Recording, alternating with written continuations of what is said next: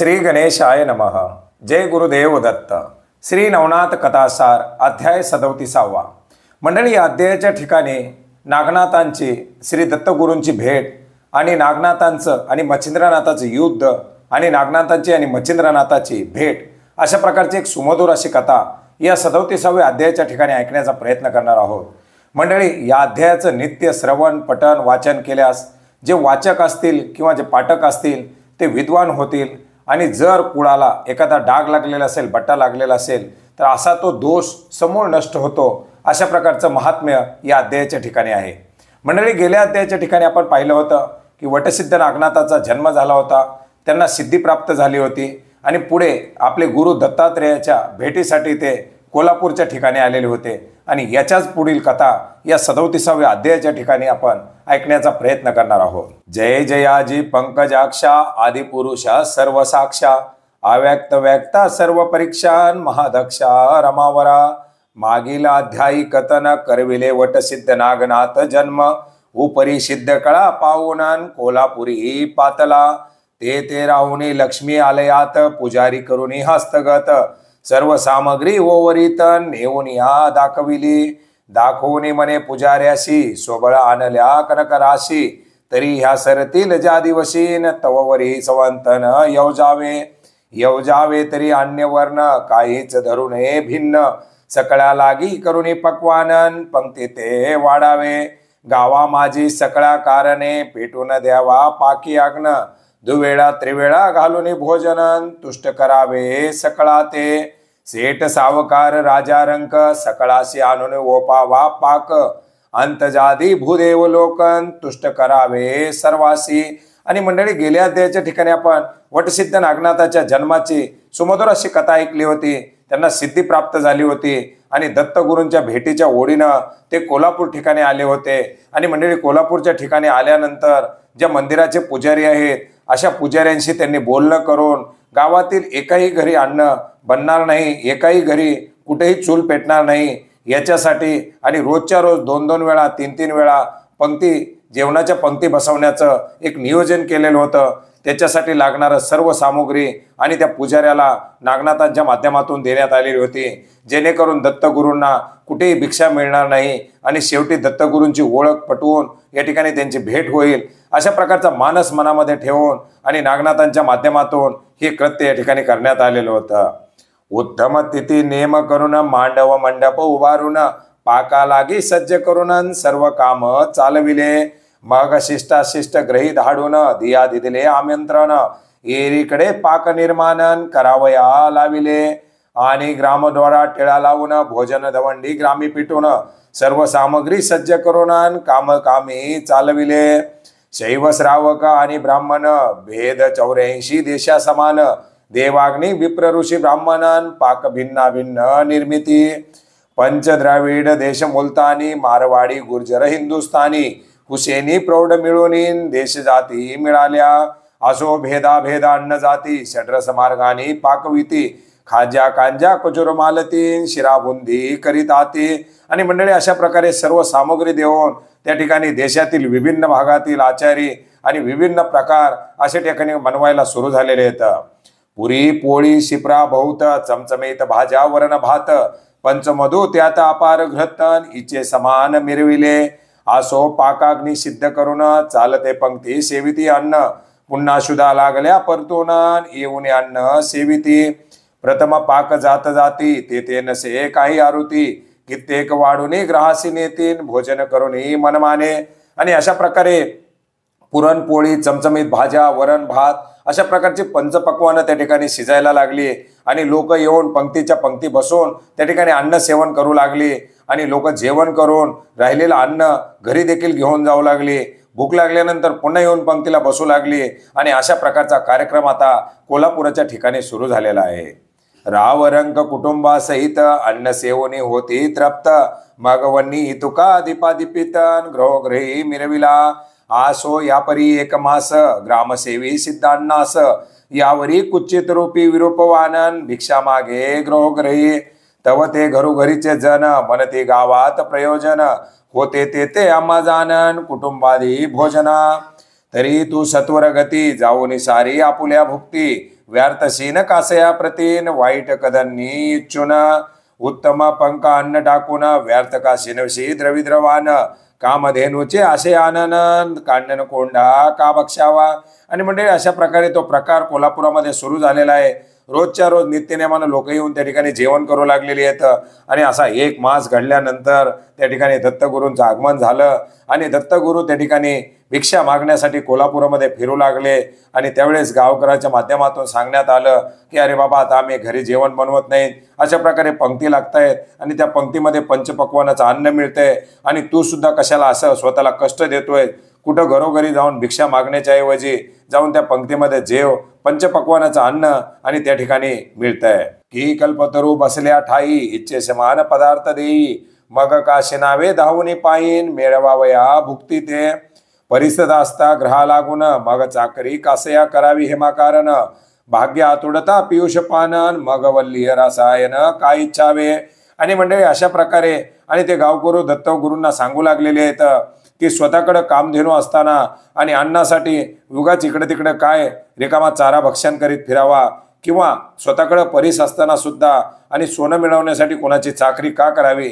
त्याचप्रमाणे गावामध्ये या मिष्टान्नाच्या पंक्ती बसलेल्या असताना तुम्ही भिक्षा कशासाठी मागताय. देवी तू प्रकरण करीशी येते सोडून सुधारस अन्नाशी कदन्ना करिता या गावाशी हिंडतोशी मतिमंदा ये परी असो आम्ही ग्रहाशी भोजना जातो आम्ही कुटुंबेशी पाक करावा कवने आरतेशी तुझ लागी ओपावया ऐसी घरोघरी भाषणे होता दत्तात्रेया कारणे मग मनात मने प्रयोजन जाऊन पायी निजदृष्टी. आणि अशा प्रकारे तो मतिबंध आहेस अशा प्रकारे दत्तगुरूंना ती गावातील लोक सांगू लागली. आणि गावामध्ये अशा प्रकारे पंक्ती बसतायत, आम्ही कुटुंबासहित तिथं जेवायला जातोय आणि तुला भिक्षा वाढण्यासाठी का आम्ही घरी अन्न बनवावं. अशा प्रकारे त्या लोकांनी सांगितल्यानंतर दत्तगुरूंच्या मनामध्ये सुद्धा जिज्ञासा लागलेली आहे. आणि हा काय प्रकार आहे आपण स्वतः आपल्या निजदृष्टीनं पाहावा अशी इच्छा आणि दत्तगुरूंच्या मनामध्ये झालेली आहे. ऐसे योजोनी स्वचित्तात ते पातला तपोनात उभा पाहुनी पाकशाळेतन पाक लक्षात आणि तसे तव तो महाराज योग कारण देखता ओळखी सिद्धी अन्न थोडे करिता नग समानन होय अपार न पचविता एक पोळी पडताची लागली परी सहस्त्रसी वाढी येली ऐशी चिन्हे ओळखिलीन सिद्धी कळा महाराजे मग ते तिच्या जना लागी पुसत हे प्रयोजन एवढे कोण करीत येरू म्हणती महासमर्थन वट सिद्ध नागनाथ करीतो की ऐसे कोणी आत्रिसूत खुत जाणले स्वचित्तात की म्या मुलाशी सिद्ध पदार्थन काशी क्षेत्री ओपिले. आणि मंडळी अशा प्रकारे दत्तगुरू महाराज आणि त्या ठिकाणी पंक्तीच्या ठिकाणी आलेले आहेत. काय प्रकारे त्यांनी पाहिलेला आहे आणि ताबडतोब त्यांच्या लक्षात आलं की हे सिद्धीचं अन्न आहे आणि एक दिल्याबरोबर त्याचं सहस्त्र होत आहे आणि हा प्रकार काय आहे. म्हणून त्यांनी ताबडतोब गावातील एका व्यक्तीला विचारलं की हे नेमकं पंक्तीचं आयोजन कोण करतंय. आणि त्यावेळेस त्या गावकऱ्याच्या माध्यमातून वटसिद्ध नागनाथाच्या बद्दलची माहिती आणि दत्तगुरूंना दिली आहे. आणि ताबडतोब दत्तगुरूंना आपण काशीच्या ठिकाणी एका बालकाला आणि सिद्धी दिल्याचं त्यांच्या लक्षात आलेलं आहे.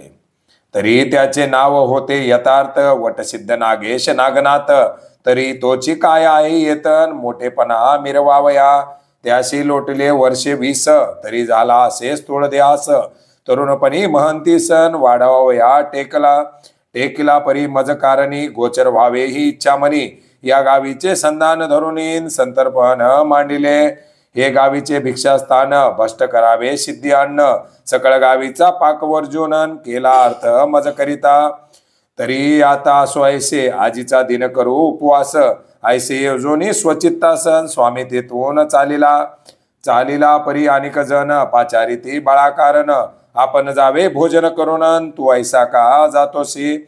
आणि अशा प्रकारे दत्तगुरूंच्या लक्षात आलेले हे काशीच्या ठिकाणी आपण ज्या बालकाला सिद्धी दिली होती त्याच बालकाचा हा प्रकार आहे. 20 वर्ष झालेली आहेत, आता तो बालक मोठा झालाय असं दत्तगुरूंच्या लक्षात आलं. आणि त्या ठिकाणी अन्न सेवन न करता आजच्या दिवस उपवास करावा असं म्हणून दत्तगुरू त्या ठिकाणाहून निघालेले आहेत.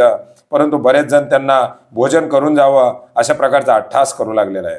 ऐसे म्हणून हाती धरती पुन्हा पाकशाळे आणि ती परी तो नायके युगपतीन गावा माझी संचरे मग कन्नधान्याची भिक्षा करीत लोक पुसती त्या ते वदत की आमुचा नियम भिक्षा रहितन सहित सेवत नाही जी ऐसे वधुनी सकळ लोकात शुष्क मागुनी घेत काशी क्षेत्री जाऊन त्वरितन भोजनाते सारी तसे ऐसे रीती एक मास लोटला गेला सहज स्थितीत, परी नागनाथ स्वचित्तासन विचार करीत पै झाला.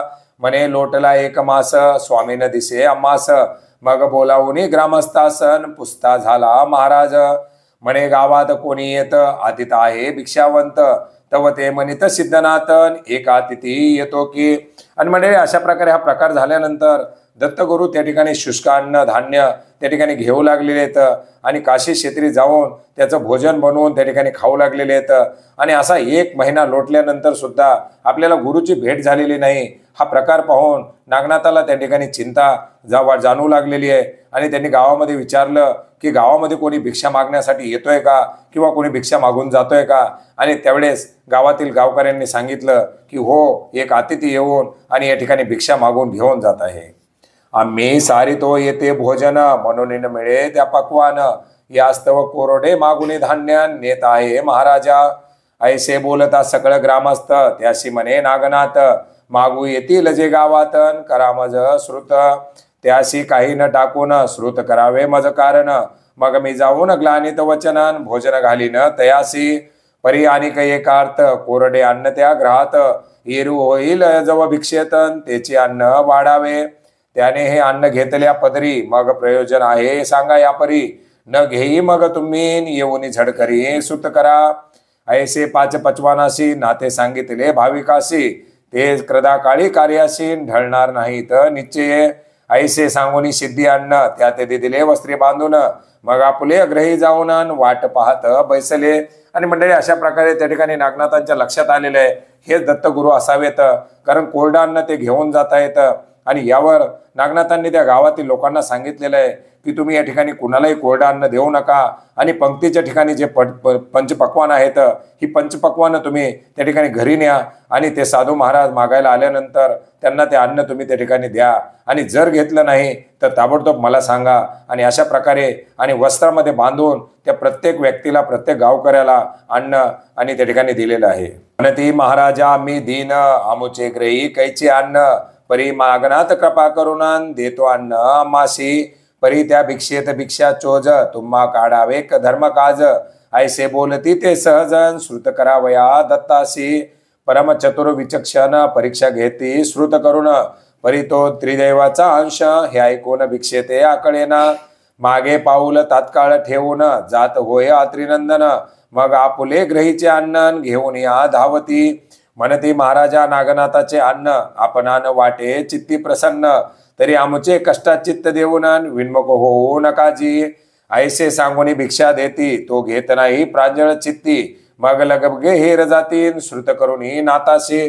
आणि अशा प्रकारे त्या ठिकाणी पुन्हा दत्तगुरु भिक्षा मागण्यासाठी आलेले आहेत.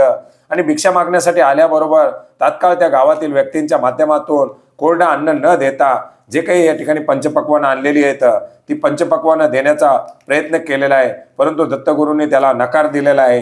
आणि हा नकार दिल्याबरोबर दूतांच्या माध्यमातून हेराच्या माध्यमातून ताबडतोब हा प्रकार वटसिद्ध नागनाथाला त्या ठिकाणी सांगितलेला आहे. नाताशी होता श्रुत मात शीघ्रच पळद्वे येत धावत, निकटे येता हस्त संकेतन हेर धाविती तयासी. तोही हस्त खुणे आत्रिसुखाच्या निकट जाऊन, प्रथम करे कर कवळून चरणी माता ठेवी तसे. म्हणे महाराज योगपती माय तो मावली दयाळ शित्ती, तरी डावलून पाडसा प्रतीन गुप्त कैसा विचारसी. मज करुनिया निडळवान दैन्यवंत बहुत कानन, ते सांडून निष्ठुरपणन जासी कैसा ओ माय.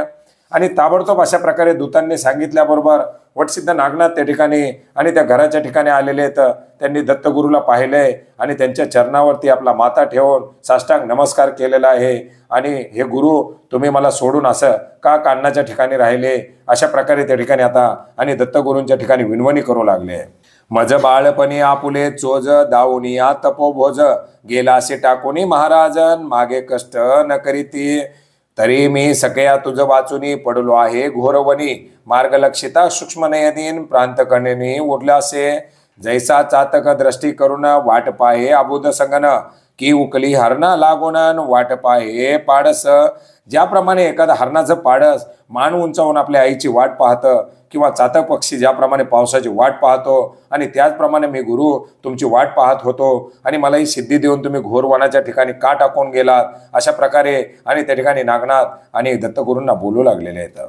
आपा वेगळी आपसा सोळी ते विन भेटी जीव तळमळी परी माये त्वा हृदयत कमळी निष्ठुर कैसे साठविले ऐसे म्हणून आरंभळत नेत्राश्नो पादशाळीत मने अंतर देऊन मातेन गेला कैसा महाराजा. आणि अशा प्रकारे आणि डोळ्यातील अश्रू आणि दत्तगुरूंच्या त्या पायाच्या ठिकाणी ढाळू लागलेले आहेत आणि मोठ्या प्रमाणात विनवणी त्या ठिकाणी नागनाथ आणि दत्तगुरूंना करू लागलेले आहेत.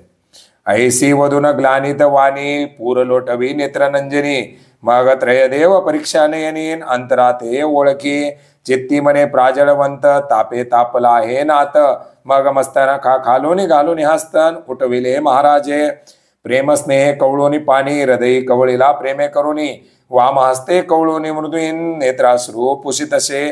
आणि अशा प्रकारे ती विनवणी केल्यानंतर कळवळा केल्यानंतर दत्तगुरूंना त्याची एक आपुलकी आलेली आहे आणि ताबडतोब नागनाथांना त्यांनी उठवून घेतलंय आणि आलिंगन दिलेलं आहे.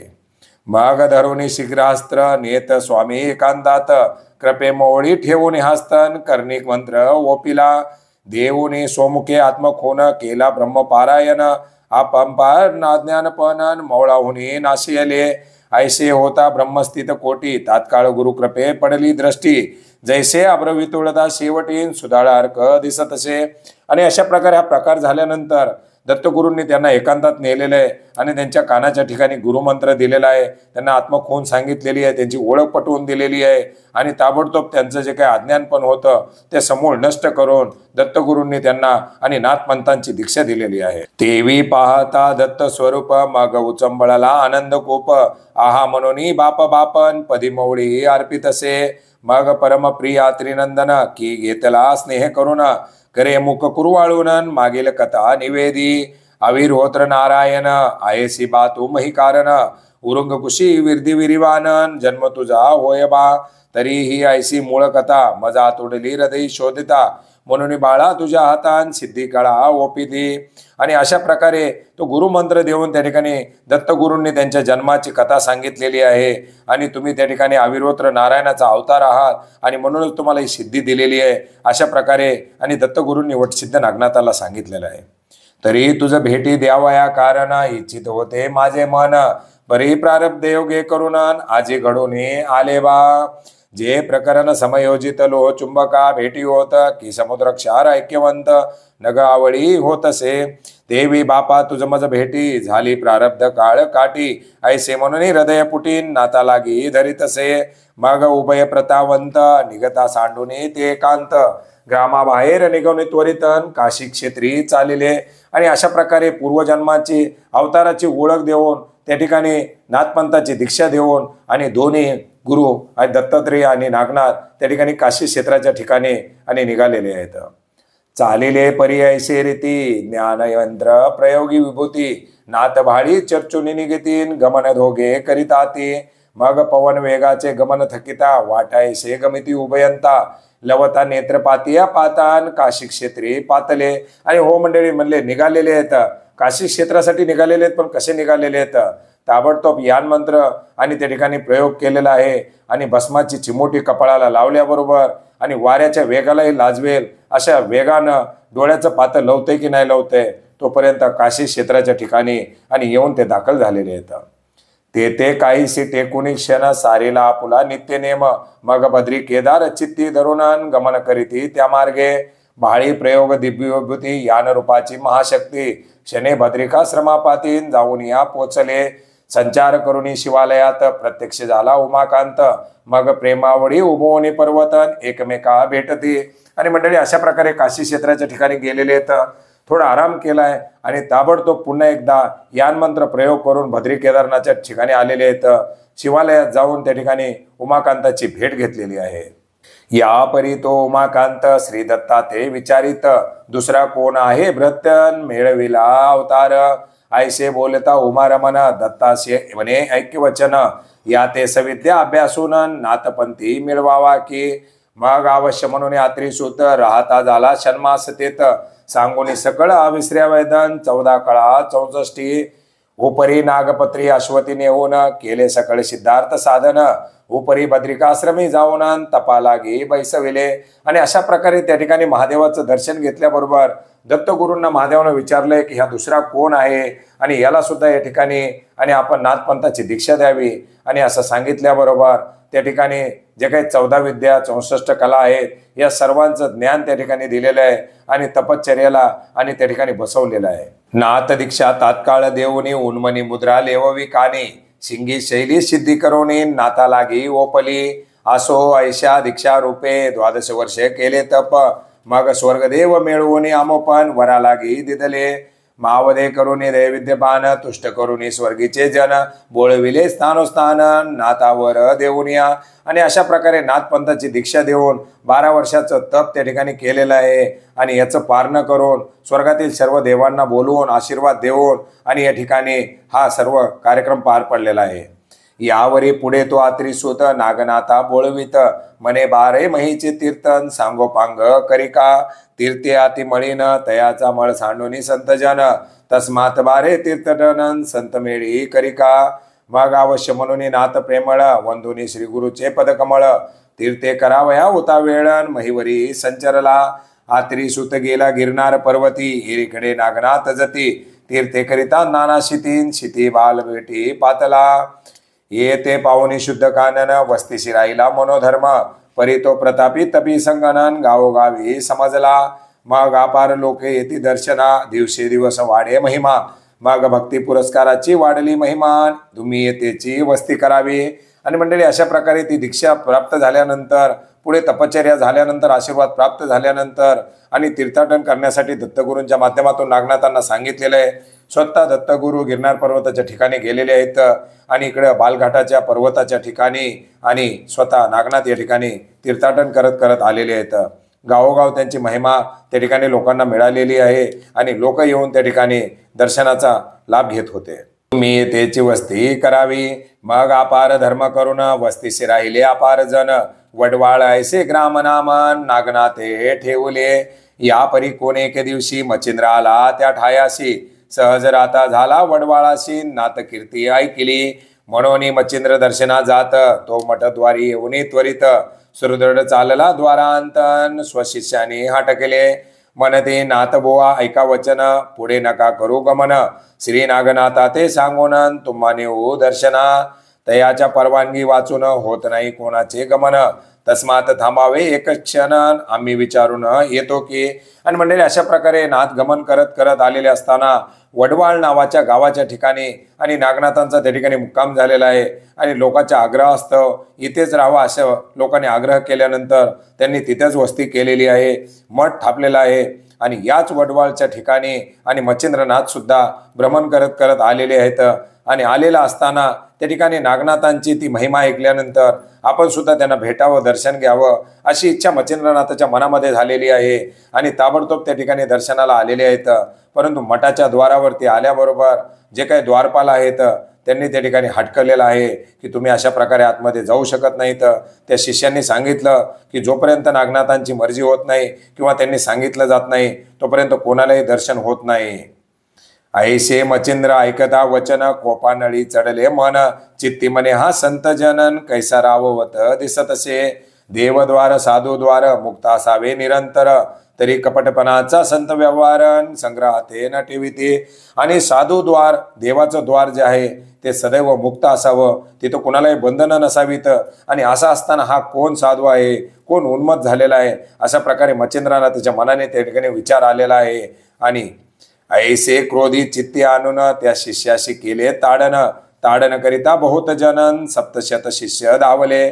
ते पाहून या मच्छिंद्रनाथ स्पर्श कळात वरे प्रेरित, तेने झाले मही व्यक्तन 700 शिष्य सकळीक. मही व्यक्त सकळ होता नाथ मुखवटा ताडन करिता, तव ते आरंभळती आक्रोशवंतन एक आरडा उठला.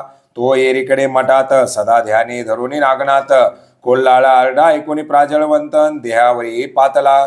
ध्यान भंगिले कोलाळे करून तिने तपकोपा नळी पेटले मन मग उपरीवरी शीघ्र जाऊन निज दृष्टी पाहत असे। आणि अशा प्रकारे हा व्यवहार साधूचा चांगला नाही म्हणून त्या ठिकाणी मच्छिंद्रनाथाला राग आलेला आहे आणि ताबडतोब त्यांनी त्या शिष्यांना शिक्षा दिलेली आहे। आणि ती शिक्षा दिल्याबरोबर इतर जे काही शिष्य आहेत ते शिष्य सुद्धा मच्छिंद्रनाथावरती धावून आलेले आहेत आणि ताबडतोब त्या सर्व शिष्यांना सुद्धा त्या ठिकाणी स्पर्श अस्त्र टाकून आणि मही व्यक्त चिटकून टाकलेलं आहे आणि ते स्पर्श महिला त्या जमिनीला चिटकल्याबरोबर आरडाओरडा करू लागलेले आहेत। एकच गोंधळ त्या ठिकाणी मठाच्या ठिकाणी उठलेला आहे आणि असा हा गोंधळ सुरू झाल्याबरोबर आणि या नागनाथांना सुद्धा तो आवाज आलेला आहे आणि हा काय प्रकार आहे म्हणून पाहण्यासाठी आणि नागनाथ त्या ठिकाणी आलेले आहेत।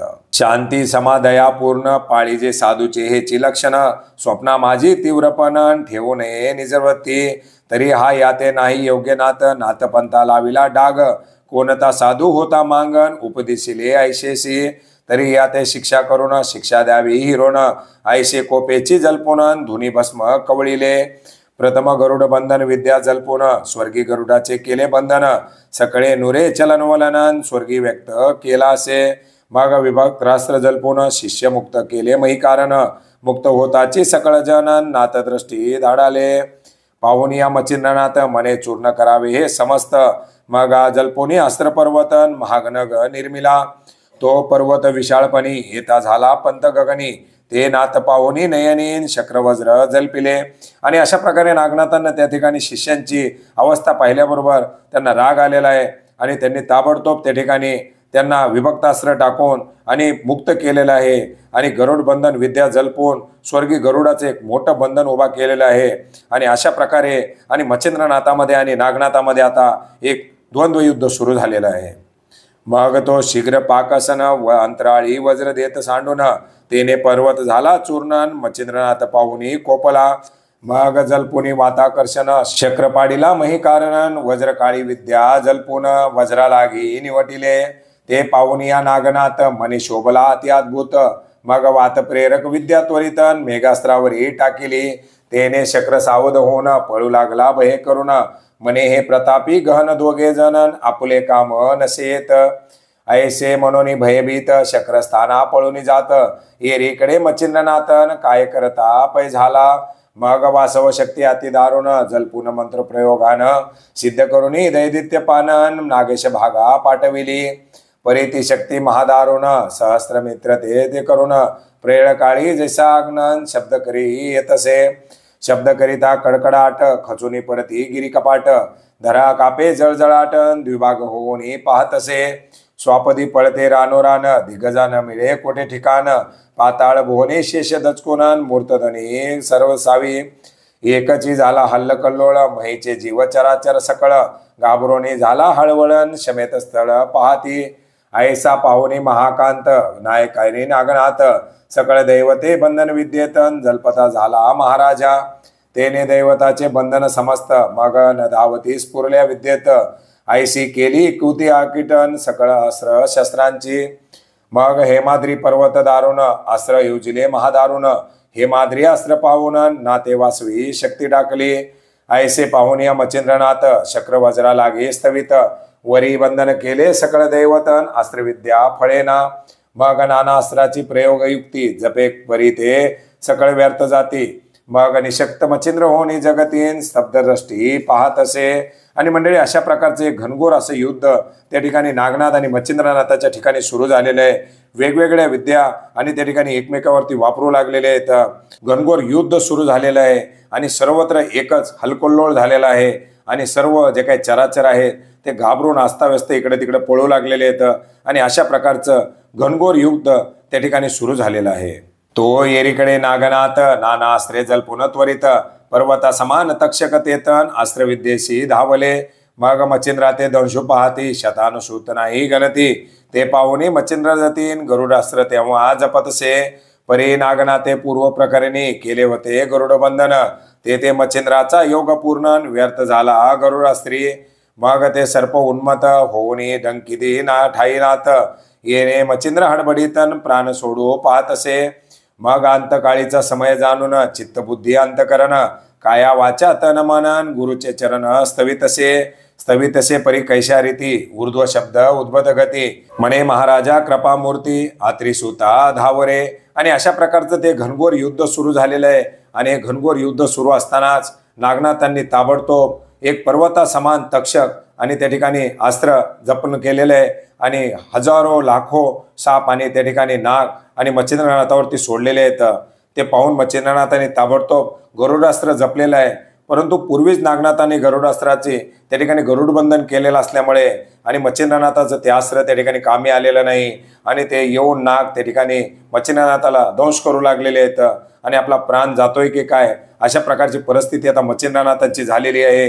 आणि अशा परिस्थितीमध्ये आणि आत्रिसूत्र दत्तगुरूंचं ध्यान आणि मच्छिंद्रनाथ करू लागलेले आहेत. मी बाळक लढी वाळ जाण अवतार खानी मज पाडसाची तू हरणी व्याघ्र बैसला मम प्राण हरणी ये धावणी लग बघे परमसंकटी पडलो येते कैसा निद्रा लागली तू ते सर्व साक्षी असोनी जगाते नेत्र झाकिले मज विषयी दत्त दत्त ऐसे म्हणून शब्द फोडीला अट्टाशे करून नेत्र झाले श्वेतवर्णन मुखी हुंद काय येतसे परी दत्तात्रेय नामे करून भाई अट्टाशे वचन ते नागनाथे शब्द ऐकून सांशंकित होतसे. आणि अशा प्रकारे आणि मोठ्या प्रकारात अर्थ विनवणी दत्तगुरूंना मच्छिंद्रनाथ करू लागलेले आहेत. आणि माझे प्राण असे संकटात असताना आणि तू कुठं या ठिकाणी गेलेला आहेस अशा प्रकारे विनवणी करून दत्त गुरु असे आपल्या मुखामध्ये आणि मच्छिंद्रनाथ नाव घेऊ लागलेले आहेत. आणि नाव ऐकल्याबरोबर आणि नागनाथांच्या मनामध्ये शंका निर्माण झालेली आहे. चित्ती म्हणे मम गुरुचे स्मरण का करीतो किमर्थ वाचे तरी हा कोणाचा शिष्य आहे याचे नाव विचारू जाऊनी मग निकट जाऊनी शिवटसिद्ध नागनाथ पुसता झाला स्नेहभरित म्हणे कोण तुम्ही दीक्षावंतन गुरु कोण तुमचा येरू म्हणे आदेशनाथा नाम मच्छिंद्र तत्वता प्रसन्न करुणी आत्रिसुतान अनुग्रह घेतला तरी याची नाम पंत मिवळ मी प्रथम भागी दत्ताचे बाळ मज मागे जालिंदर सबळन दत्तानुग्रही मिरवला. आणि अशा प्रकारे ते दत्तगुरूचा त्या ठिकाणी जप केलेला पाहता वटसिद्ध नागनाथ जवळ जाऊन त्या ठिकाणी चौकशी करू लागलेले आहेत. तू कोण आहेस तुझा गुरु कोण आहेस अशा प्रकारे विचारू लागलेले आहेत.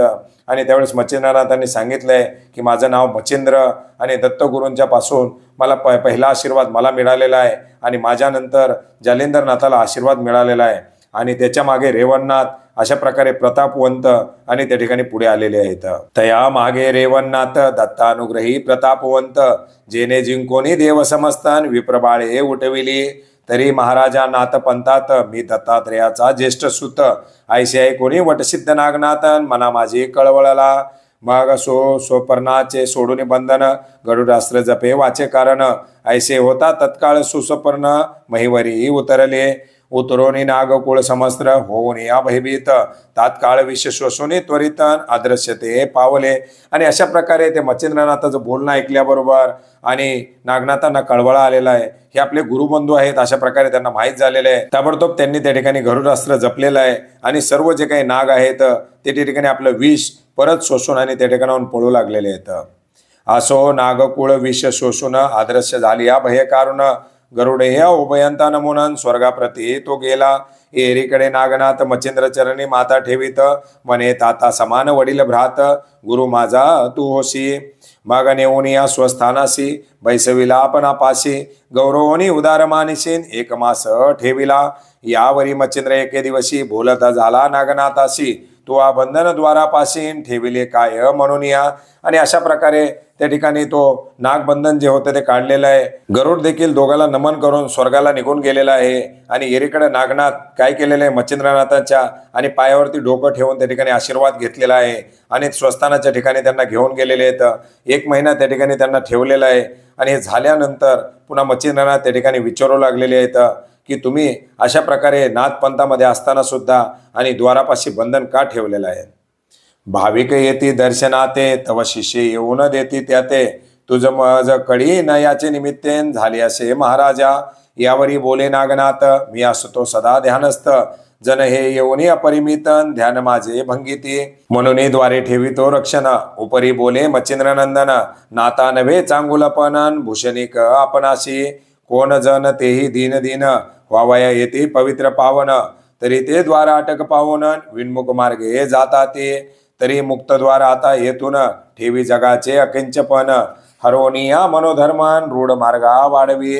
ऐसे सांगोनी नागनाथाशी मच्छिंद्र जाती तीर्थाशी येडीकडे वडवाळ गावासीन काय करी नाथ तो. आणि अशा प्रकारे त्या ठिकाणी मच्छिंद्रनाथांनी विचारल्याबरोबर नागनाथ सांगू लागलेले आहेत की मी या ठिकाणी तपाच्या ठिकाणी साधना करत असताना, ध्यान करत असताना शिष्य येतात, भक्त येतात आणि मला त्या ठिकाणी त्रास होतो असं सांगितल्याबरोबर त्या ठिकाणी सांगितलेलं आहे मच्छिंद्रनाथांनी.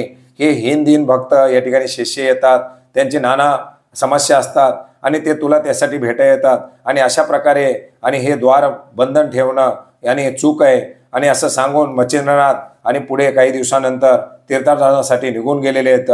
आणि इकडं वडवाणळ गावाच्या ठिकाणी आणि नागनाथांनी काय केलंय, मुक्तद्वार आगार टाकोनी मग दर्शना येती अपार जन नाना जगाचे अकिंचपणन फिटोनी मागे जाताती. ऐसे असता कोणे एके दिवशी चांगुना सत्य शिष्य होता त्याशी तयाची स्त्री पुण्यराशीन मृत्यू पावली मठात.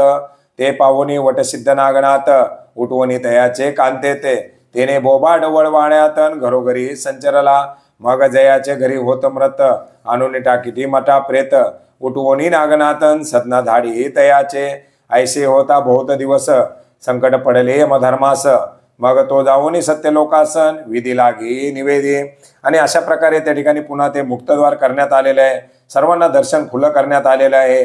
आणि एक चांगुना नावाचा संत शिष्य होता आणि त्याची स्त्री एक दिवशी मृत्यू पावलेली आहे आणि मठाच्या ठिकाणी त्या मृत्यू पावलेल्या स्त्रीला आणि नागनाथांनी त्या ठिकाणी जिवंत केलेलं आहे. आणि त्या दिवसापासून हा बोबाट गावामध्ये झाला आणि जे कोणी त्या वडवाळ्यामध्ये आणि मरण पावेल त्याचं प्रेत आणि त्या मठाच्या ठिकाणी आणलं टाकलं जाईल आणि त्याला पुन्हा जिवंत केलं जाईल अशा प्रकारचा त्या ठिकाणी घडू लागलेला आहे. आणि हा प्रकार घडल्यानंतर त्या ठिकाणी यमधर्माला सुद्धा आणि संकट पडलेलं आहे. मग तो मूर्तिमंत चतुरानन वडवानळात शीघ्र येऊन श्रीनाथाचा स्तव करून राहिविले त्या कर्मा. या परी साहसित त्या ते सिद्ध कळा लाविले नवाते. ते जगा माझी प्रसिद्धवंतन सिद्धनामे मिरविले. चांगुल सिद्ध धर्मसिद्ध देवसिद्ध भीमसिद्ध देवनसिद्ध भोमनसिद्ध कोकिळे चुंदर चक्षु तो. ऐशा नवसिद्धा माझारी विद्या ओपिली कवित्व साबरी. देव जिंकोनी सत्वरीन विद्यावरू मिरविले. 52 वीराचे करोनी बंधन केल्या साबरी विद्या स्वाधीन. ते साबरी विद्या कवित्वरत्न नवसिद्धात मिरविती. 1 कोटी 1 लक्ष नागनाथाची विद्या प्रत्यक्ष परोपकारी सौम्य दक्षण पीडाकारक नव्हती. 10 वरे खांडूक उसन टिके किरळ ऐरानमम वृचिक सर्प विषहरण ऐशी विद्या परोपकारी. आसो ऐशी विद्या साबरी कवित नवांनी प्रकट केली जगात. या परी दिवस लोटले बहुतन कथावर्तिली विप्राची. समाधी योग सरला शेवट ते उद्वरिला भैरवंट आणि रामाजी भक्त सुबटन हेमकारक उदरिला. तरी त्या कथा पूर्ण भागात वदिलो भक्त कथामृत ग्रंथात. या उपरी चरपटीनाथन श्रवण करावे श्रोते हो. आणि मंडळी अशा प्रकारे ते येणाऱ्या लोकांची दुःख नागनाथ जाणू लागलेले आहेत आणि त्यांनी जे काही मृत पावलेली जी देह आहेत त्यांना जिवंत करण्याचा सपाटा लावलाय. आणि हा प्रकार यमधर्मानं ब्रह्मदेवाला सांगितल्यानंतर ब्रह्मदेवाने स्वतः नागनाथांची भेट घेतली आणि त्यांना त्या अद्भुत कर्मापासून त्या ठिकाणी परावृत केलंय. आणि मंडळी अशा प्रकारे ही नागनाथांची कथा या ठिकाणी अध्यायाच्या ठिकाणी समाप्त झालेली आहे. आणि पुढील अध्यायाच्या ठिकाणी चरपटीनाथांची कथा श्रवण करावी असं धुंडीसूत मालू कवी या ठिकाणी सांगता येतं. धुंडीसूत नरहरिवंशी मालो त्या संत कृपेशी अवधान विद्ये सावकाशी श्रोते तुम्हा अवधारा.